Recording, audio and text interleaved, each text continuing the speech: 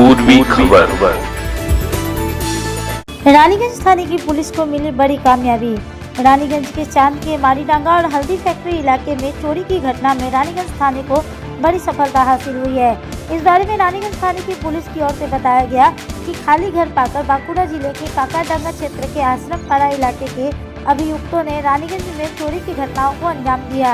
इस संदर्भ में रानीगंज पुलिस स्टेशन में मामला दर्ज कराया गया था, जिसके बाद रानीगंज पुलिस स्टेशन के 2 अधिकारी प्रीतम पाल और परवेज आलम ने इस घटना की जांच शुरू की। विभिन्न सीसीटीवी फुटेज को देखकर अभियुक्त मोबाइल लोकेशन को देखते हुए तीनों अभियुक्तों को गिरफ्तार किया गया। आपको बता दें कि रानीगंज थाने के 2 अधिकारी प्रीतम पाल और परवेज आलम के मोबाइल टावर लोकेशन देखकर अंडाल जाकर अंडाल इलाके के मालगाड़ी के ऊपर छिपे तीनों अपराधियों को गिरफ्तार किया। जिन 3 लोगों को गिरफ्तार किया गया है वे बांकुड़ा जिले के निवासी हैं। उनके खिलाफ पहले से ही बांकुड़ा जिले में कई मामले दर्ज है। गिरफ्तार तीनों आरोपियों का नाम समीम मंडल, ताज मोहम्मद, रफीक खान है। जांच के बाद उनके पास से लगभग 500 ग्राम चांदी और 50 ग्राम सोना बरामद किया गया है। आइए जानते हैं आगे की जानकारी। দেখুন, এটা কোনো প্রেস বার্তা নয়, কিন্তু কিছু রিকভারি হয়েছে। আমারও যাওয়ার যাব, আমি চলে যাব। আমার টিম এক্সিলেন্ট কাজ করেছে। তার জন্য এটা আমি কেবল জানাচ্ছি আপনাদের। চোরও পেছনে আছে। ঘটনা হচ্ছে যে প্রথম কমপ্লেন করে, ফার্স্ট টাইম কমপ্লেনটা রিসিভ করি আমরা যে 7/2024 আমাদের থানায় কেস হয়। এই মিলন মণ্ডল, মলয় কর্মকার বলে একজন ভদ্রলোক বলেন, ওনার বাড়িটা হচ্ছে এতে আমাদের চাঁদমারিডাঙ্গাতে। চাঁদমারিডাঙ্গায় বাড়ি, বল্লভপুরের মধ্যে পড়বে, ফাঁড়ির মধ্যে পড়ে। তো উনি বাড়িতে ছিলেন না, দীঘা বেড়াতে গিয়েছিলেন। তো বাড়ি থেকে জিনিসপত্র চুরি হয়ে যায়, সোনা দানা 25-30 হাজার টাকা। ওনার বক্তব্য অনুযায়ী এগুলো চুরি হয়। কিছু ছোটো ছোটো ওনার বাড়িতে যে চুরিটা হয়েছিল, ছোটোখাটো কানের দুল এসব চুরি হয় এবং চলে যায়। এগুলো চোর নিয়ে চলে যায়। তো কমপ্লেন করে, কেস হয়। উনি ফিরে আসেন দীঘা থেকে, তারপরে কেস হয়। কত তারিখে হয়েছিল? কেস হলো 6 তারিখে। উনি 2, 3 থেকে 5 তারিখ পর্যন্ত দীঘায় ছিলেন। 5 তারিখ দীঘা থেকে ফিরেই যেদিন আসেন কেস করলেন। কেস হলো কেস নম্বর 7/2026। কেস হলো আপনার 6/1/2026 ডেটে ঘর চুরির যে কেস হয়, কেস হলো। পরে আমাদের মনে হচ্ছে একই দিনে পরে একজন ভদ্রলোক, তার ছেলে কোমায় আছে, এখনও স্টিল নাও কোমা, জয়পুর চলে গেছে, অনেক দিন অ্যাবসেন্ট ছিল। ওনার বাড়িটাও হচ্ছে হলুদ ফ্যাক্টরির কাছে, একই জায়গায়। ওটা বল্লভপুর ফাঁড়ির মধ্যে পড়বে, ফাঁড়ির মধ্যে রানীগঞ্জ থানার মধ্যে সবই পড়ে, কিন্তু বল্লভপুর এরিয়ার মধ্যে আসছিল আর এটা আসছিল। তো উনিও অনেক দিন বাড়িতে ছিলেন না, ছেলেকে নিয়ে ব্যস্ত ছিলেন। তো ওনার বাড়িতে যা জিনিস ছিল, ওই 7-8টা আংটি, চেন থেকে শুরু করে ঘড়ি, নগদ টাকা, প্রত্যেকটা জিনিস চুরি হয়ে যায়। বেচারি ওর থেকে ফেরেন, বাইরের থেকে ছেলেকে ট্রিটমেন্ট করিয়ে ফিরতে পারেননি, মাঝে আসেন। ওনার চুরিটা কবে হয়েছিল বলা যায় না। উনি বলছেন যে আমি একদিন থেকে একদিন পর্যন্ত বাইরে ছিলাম। ওনার কথা অনুযায়ী যে উনি ছেলে চিকিৎসার জন্য প্রায় 11/12/2025 থেকে 18/1/2026 বাইরে ছিলেন। তারপরে উনি যখন আসেন এখানে, উনি আসার পরে একটা কেস হয় আমাদের এখানে, চুরির কেস, ঘর চুরির কেস, যাতে করে উনি ডেসক্রিপশন দেন যে সোনার রিং থেকে শুরু করে নোজ পিন, নেকলেস, তারপরে হচ্ছে প্রায় অনেক গ্রুপও, ওনার কথা অনুযায়ী অনেক গ্রুপও ছিল কিলোখানে, আর নগদ ক্যাশ 25-30 হাজার টাকা চুরি যায়। তো চুরি যাওয়ার পরে এবারে আমরা চোর ধরার জন্য আমরা প্রচেষ্টা চালাই। চোর ধরার প্রচেষ্টা চালাতে গিয়ে আমরা দেখতে পাই কিছু ছবি আমাদের কাছে সিসিটিভিতে আসে, কিন্তু সেগুলো ছিল অস্পষ্ট ছবি, এবং সেগুলো দিয়ে আমরা বুঝতেই পারছিলাম না আমাদের এলাকার লোক কিনা। তারপরে কি হলো, এরা পিসি পার্টিকে রেগুলার চাষি করার পরে এরা অনেক খেয়েছে আমার কাছে, পোকাঝোকা খাওয়ার পরে ওরা বলি কি মোটরসাইকেল পেট্রোলিং চালু করলো। কারণ একটা জিনিস ছিল যে ওরা কিন্তু আবার আসবে, এটা মনে হয়েছিল ধরবে, কারণ চুরিটা যে একই দিনে করেছে সেটা আমরা বুঝে নিয়েছিলাম যে একই দিনে মনে হয় চুরিটা করেছে। এরা দুজনে ঘর বাড়িতে নেই, তো হয়তো 4-5 তারিখের মধ্যে কোনো চুরিটা করেছে। মোবাইল পেট্রোল ওরা শুরু করে, পিসি পার্টি তার টিম মোবাইল পেট্রোল শুরু করার পরে ওরা কি করলো, পরশু দিনের আগের দিন রাত্রেবেলা এরকম পেট্রোলিং করছে, সেম জিনিস ব্যাটারে আবার ঢুকেছে। ঢোকা করতে করতে ধরা পড়ে যায়। একজনকে ধরা পড়ার পরে বাকি লোকরা 3 জন পালিয়ে যায়, কিন্তু অ্যাকচুয়াল ফ্যাক্ট হচ্ছে এসেছিল 4 জন, 3 জন পালিয়ে যায়। একজন আবার নতুন, সেদিনই নতুন টিমে ঢুকেছে ওদের। এরা সারা রাত ধরে পিসি পার্টির টিম, আমি সারা রাত ধরে ওদের সঙ্গে যোগাযোগ করেছিলাম, কী হলো বলো, প্রীতম ফোন করলো, বললো স্যার পেয়ে গেছি একটাকে।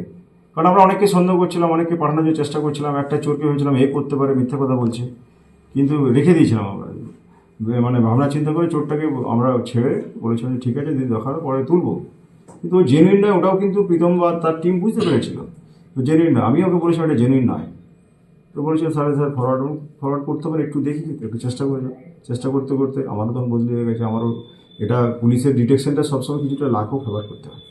তো ওকে ধরে ওরা সারা রাত 30 বার লোকেশন নিয়ে অন্ডাল পর্যন্ত গিয়ে ওরা রেল লাইন ধরে ধরে চলে গেছিল, ওরা চলে গিয়ে অন্ডালে মালগাড়ির উপর বসেছিল, সেখান থেকেই চোরগুলোকে নিয়ে আসা হলো। নিয়ে আসার পরে ছবি সব তো মিলে গেল। এরপরে কারণ মিললো কেন, এদের ডিফর্মিটিস আছে। ডিফর্মিটিস কি, এই ছেলেটার লেংড়ে চলে একটু, পাটা টেনে টেনে, যেমন সিসিটিভি পাচ্ছে পাটা টেনে চলে, জামা টামা সব একদম সেম, মানে ছবিতে যে জামা দেখেছিল লোগো এখানে যা আছে ওই লোগো 23, ওটা আমরা দিয়ে বিয়ে করলাম। তারপর ওদের ডাকার পরে বললো হ্যাঁ স্যার আমরা করেছিলাম। কোথায় বাড়ি, পরে জানা গেল এদের নেতাটা হচ্ছে শামীম মণ্ডল।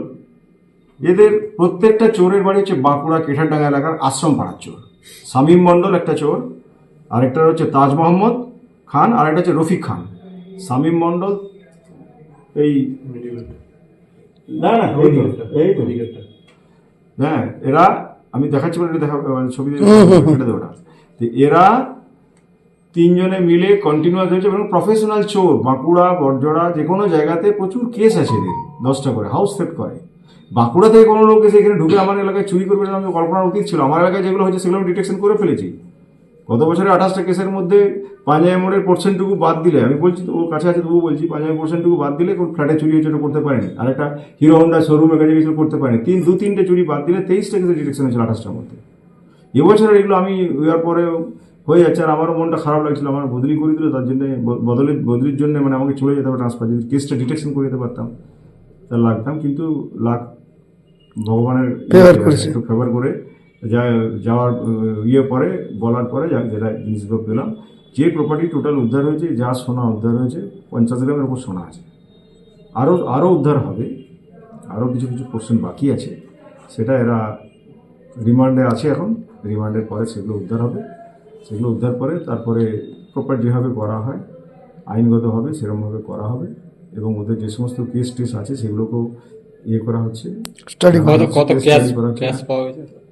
ক্যাশ যেটা ওরা মোটামুটি ক্যাশের হিসাবটা আমরা বুঝে নিলাম, একজন লিখেছিল 20 থেকে 25,000, আরেকজন ছিল 35,000, মোটামুটি এরকম 50,000-51,000 টাকা ক্যাশ আছে। ক্যাশও পাওয়া গেছে। সিলভার ওজনে প্রায় 500 গ্রাম হবে, তোড়া ফোড়া হলে সোনা 50-51 গ্রাম। আর কিছু অস্ত্র পাওয়া যায়। অস্ত্র বলতে গেলে এটা যে ওয়েপন যেগুলো দিয়ে ওরা কাটিং করতো, ব্রেক করতো, সেদিন এগুলো নিয়ে ঢুকেছিল ব্যাগটার মধ্যে সবগুলো দিয়ে। এবার এটা কি হচ্ছে, আমরা পুলিশের এই অস্ত্রগুলো তাহলে চুরি করারই অস্ত্র, সব চুরি করার জন্য ইউজ করার অস্ত্র। এটা তো কাটার, তালা কাটে, এটা দিয়ে তালাটা ভাঙে, যে কোনো তালা ভেঙে যাবে। স্ক্রুড্রাইভার থেকে শুরু করে সমস্ত কিছু আছে, ট্রান্সফার ব্লেডের কাটার সমস্ত কিছু নিয়ে করছে। পুলিশের চাকরিতে হচ্ছে মার্ডার কেস ডিটেক্টেড হয়ে যায়, কারণ হচ্ছে মোটিভ ইন্টেনশন নিয়ে কাজ করে বোঝা যায় কে মেরেছে। কোনো শত্রুতা, হয়তো ধরুন অবৈধ সম্পর্ক হোক বা যে কোনো ধরনের হোক, বা শত্রুতা হোক, জমি জমা বিবাদ হোক, এগুলো নিয়ে বোঝা যায় যে মার্ডারটা ডিটেকশন করা যায়।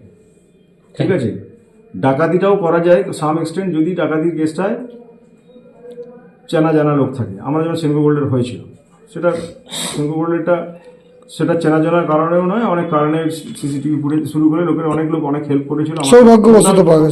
আসাম কমিশনারেট এটা নিয়ে কাজ করেছিল, ডিডির টিম।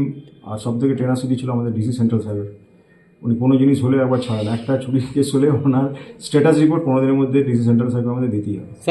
সব থেকে শক্ত কাজ হচ্ছে চুরি কেস ডিটেকশন করা। শুনুন, চুরির কেসটা হচ্ছে কেউ জানে না, কেউ শোনে না, বলে না কেউ দেখবে না, সেটাই তো চুরি। না বলিয়া পরের দ্রব্য নিলে, হস্তান্তর করলে, সরিয়ে দিলে তাকে চুরি বলে। না বলে নিচ্ছে, তার মানে তাকে কেউ দেখছে না, চিনছে না।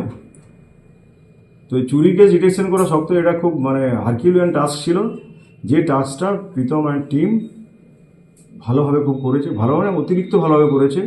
এবং এই এত ধরনের প্রপার্টি, প্রায় 8-9 লাখ টাকার প্রপার্টি এগুলো হবে টোটাল, যদি আমি যোগ করি, বেশিও হতে পারে ক্যাশ সময়। এটা আমরা রিকভারি করেছি, একটা ফুল ক্রেডিট ওদের। থানার বাকি লোকেরা যারা ওদের সাহায্য করেছে তাদের আমাকে সুপারভিশনকে বলা এইটা করো ওটা করো, এটাই তো আমার কাজ ছিল। স্যার একটা বললেন বাঁকুড়ায় আশ্রম পাড়ায় বাড়ি, আচ্ছা আশ্রম পাড়ায় বাড়ি, কেঠারডাঙ্গা যেটা আমাদের বলি। নামগুলো একটু যদি বলেন আমাদের কাদের? তিনজনেরই। এদের একজনের নাম শামীম মণ্ডল, আরেকজনের নাম হচ্ছে তাজ মোহাম্মদ খান, আরেকজন হচ্ছে রফিক খান, মোহাম্মদ রফিক খান। আর লিডারকে? লিডার অ্যাকচুয়ালি শামীম মণ্ডলী আমাদের যেটুকু মনে হচ্ছে, তবে লিডারশিপ আবার চেঞ্জ হতে পারে, কারণ হচ্ছে যে এই ক্ষেত্রে এই রফিকও হতে পারে, কারণ মালটাকে যারা বিক্রি করার চেষ্টা করছে করার জন্য, ওরা তো বিক্রি করে জিনিসগুলো, কিছু প্রপার্টি বিক্রি করতে পেরেছে, কিছু পারেনি। যেগুলো করেছে, কোথায় করেছে আমরা তো সন্ধান চালাচ্ছি, পরবর্তীকালে এরা দেখবে, দেখে পরে সেগুলো উদ্ধার করার চেষ্টা করা হবে। এর কি আগেও বিভিন্ন চুরি বিভিন্ন চুরি কেসে যুক্ত, এদের গ্রামে মোটামুটি 8-10টা করে কেস আছে। এই শামীম মণ্ডলটা এরা সবাই চেনে, বাঁকুড়া থানা চেনে, কিন্তু ওরা যে আমাদের এখানে এসে ঢুকে যাবে করবে আমরা এটা বুঝতে পারিনি। এই জন্যই জবটা খুব শক্ত যাচ্ছে। সামনে বর্ডারটা ছিল, বড় মানে ওইদিকে ঢুকেছে করেছে, আর ধরা পড়তো না। ওই দিন যদি আবার না আসতো, লোভে অতি লোভে তাতে নষ্ট হয়, সেটা করতে গেছে, লোভ দিতে করতে পারেনি, আবার একই জিনিস আবার ঢুকছে, আর ঢুকতে ঢুকতে ধরা পড়ে গেছে। এটা কিন্তু সিসিটিভি ফুটেজ দিয়ে ডিটেক্ট করাটা সম্ভব হতো না যদি না এদের টেনাসিটি থাকতো। এরা পেছনে লেগেছিল, প্রীতমকে বলার পরে বলার একবার রাতে 30 বার ইন্টারসেপশন নিয়েছে, লোকেশন নিয়েছে, টাওয়ার লোকেশন, ওদের পেছনে পেছনে ছুটতে ছুটতে গেছে। তারপরে কখন গিয়ে দেখছে না পেছনে নিলে হচ্ছে না, সামনে যেতে হবে, ওরা অন্ডাল স্টেশন চলে গেছে, অন্ডাল থেকে ওরা আস্তে আস্তে ব্যাকে আসতে শুরু করেছে, লোকেশন নিতে নিতে। তাকে অনেক ধন্যবাদ, সারা রাত জেগে এটা কাজটা কিন্তু চুরির মালগুলো ওদের কাছে ছিল না অন্য কোথাও ছিল?